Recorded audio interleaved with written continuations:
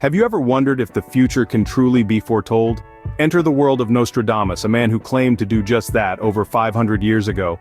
Born in the heart of the 16th century, Nostradamus was more than just a man of his time. He was a seer, an astrologer, a medical doctor, and a writer whose works have reverberated through the ages.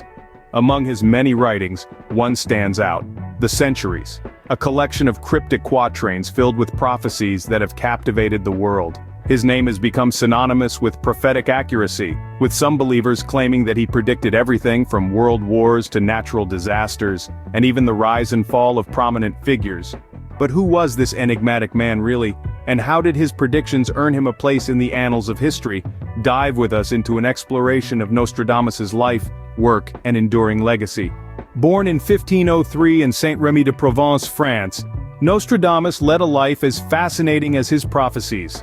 The son of a grain dealer and notary, young Nostradamus was introduced to the world of herbs and plants by his paternal grandfather, a well-known physician of his time. This early exposure ignited a flame in the young boy, a flame that would later become a beacon of medical knowledge. Nostradamus pursued his passion relentlessly, earning a baccalaureate in medicine from the University of Avignon. His studies didn't end there. He traveled widely, learning about herbal remedies and disease treatments from various cultures. Upon his return, he set up a successful practice as a physician, treating victims of the plague with his unique methods. However, life wasn't always kind to Nostradamus. He found love in the arms of a woman named Henriette d'Ancos, with whom he had 2 children. But tragedy struck, and a devastating outbreak of plague claimed the lives of his wife and children. This personal loss marked a turning point in his life. In the aftermath of his personal tragedies, Nostradamus began to delve deeper into the mysteries of the cosmos, exploring astrology and the occult.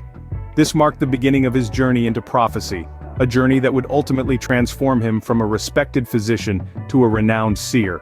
Little did he know, his real fame would come from an unexpected path. In the mid-1550s, Nostradamus began to shift his focus from medicine to the mystical.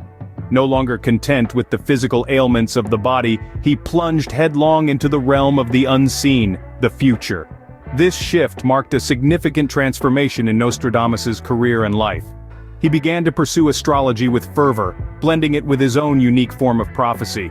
His predictions were not straightforward. Instead, he chose to cloak his words in mystery, writing in a poetic 4-line verse format known as quatrains. This cryptic style would become his signature, adding to the enigmatic allure of his works. In 1555, Nostradamus published his first collection of prophecies, a book that would later be known as The Centuries. The book, filled with nearly 1,000 4-line verses, was not organized chronologically, but rather, the quatrains were jumbled, creating a puzzle for readers to decipher.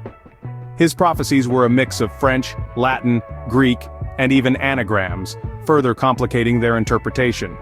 His cryptic style, however, did not deter his readers. On the contrary, it drew them in.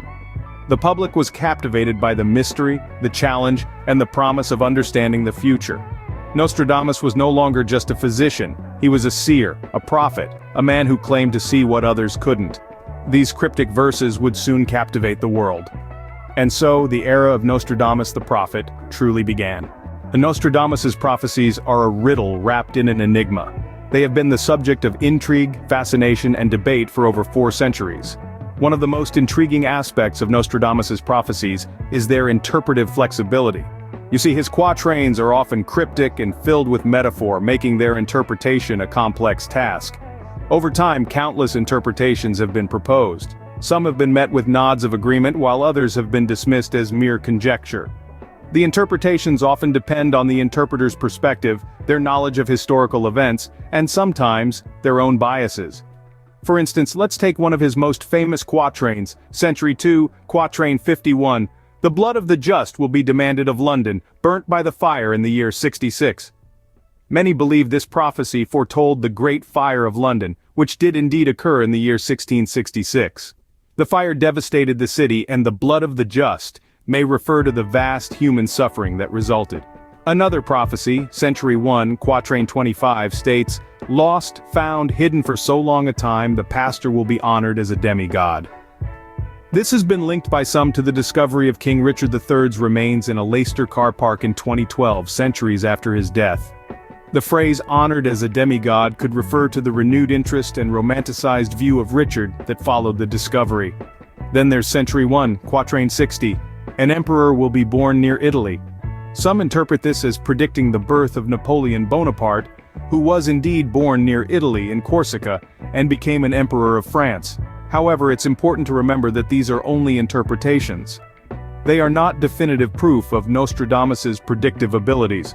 The quatrains are vague enough to be applicable to many situations, and the specifics often only seem to fit after the events have taken place.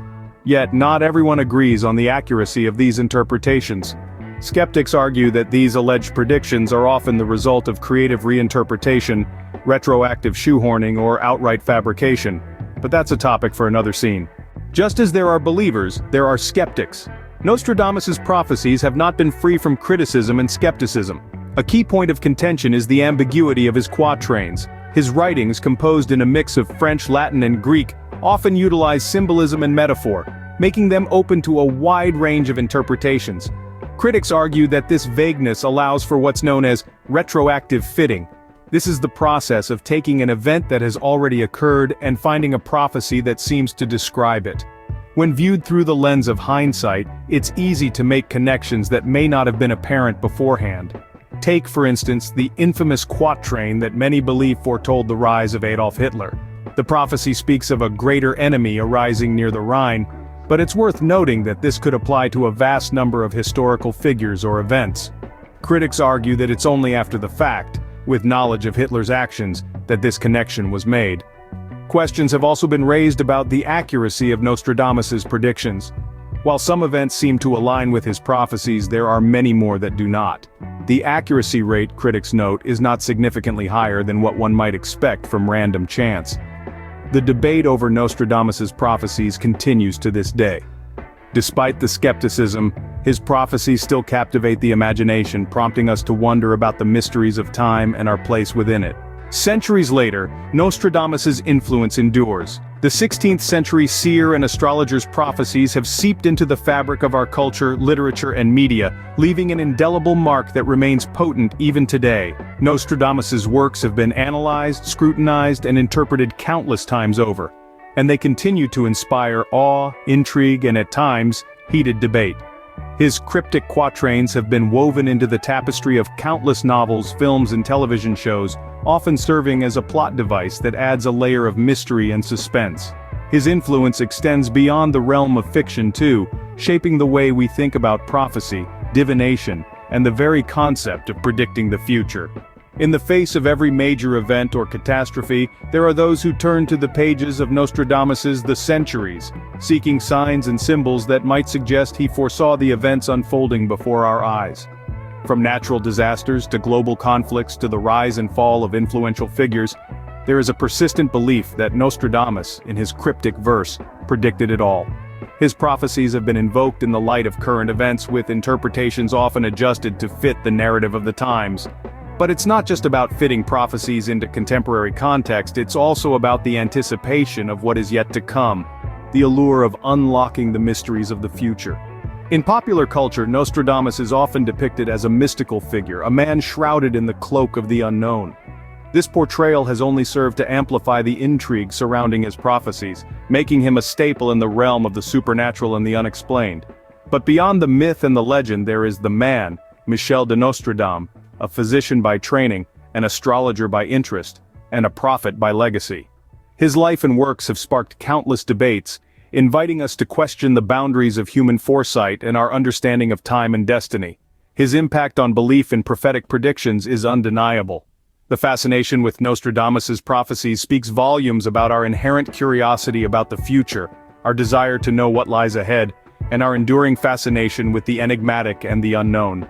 Whether myth or reality, Nostradamus's legacy continues to captivate us, inviting us to ponder the mysteries of the future.